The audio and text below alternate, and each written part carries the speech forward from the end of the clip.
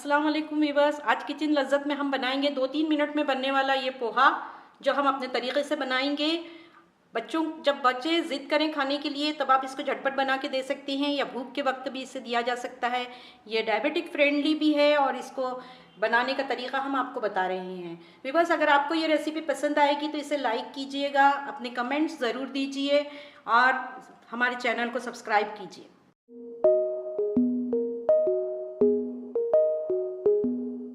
यहाँ पर जाड़ा पोहा लिया है, ये थिक पोहा है और ये हमने आधा कप लिया है। इसको अभी हम धोएंगे।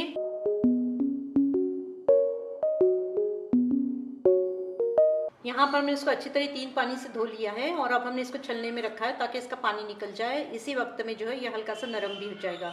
यहाँ हमने एक पोटैटो लिया है, इसको हमने बॉईल किया। अगर आप चाहें तो इसको उसी वक्त डाल सकते हैं, कच्चे पीसेस पोटैटो को, और फिर उसका एक सीटी लेके बाकी प्रोसेस कर सकते हैं। यहाँ हमने हल्दीराम का खट्टा मीठा मिक्सचर लिया है।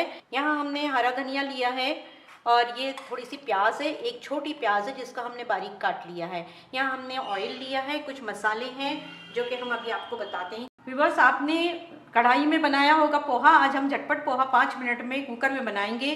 देखिए, इसमें हम थोड़ा सा तेल डालेंगे, बहुत ज़्यादा तेल नहीं हमें यूज़ करना है।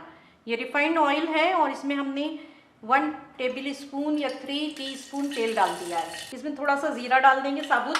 व्यूअर्स, गैस को बंद कर देंगे।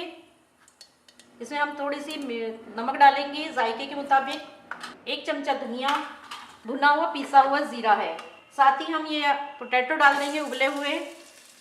मसाले में अच्छे तरीके से आलूओं को हमने लिपेट लिया है। गैस को बिल्कुल लो कर दिया है। अब हम इसमें थोड़ा सा पानी डालेंगे, बिल्कुल 1 टीस्पून के बराबर, और फ़ौरन जो है हम इसमें ये पोहा डाल देंगे। हल्का से इसको ऊपर नीचे करेंगे,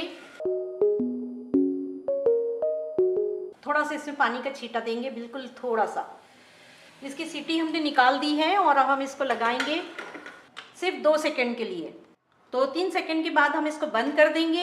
ये पोहा तैयार है। अब इसको सर्व करते हैं।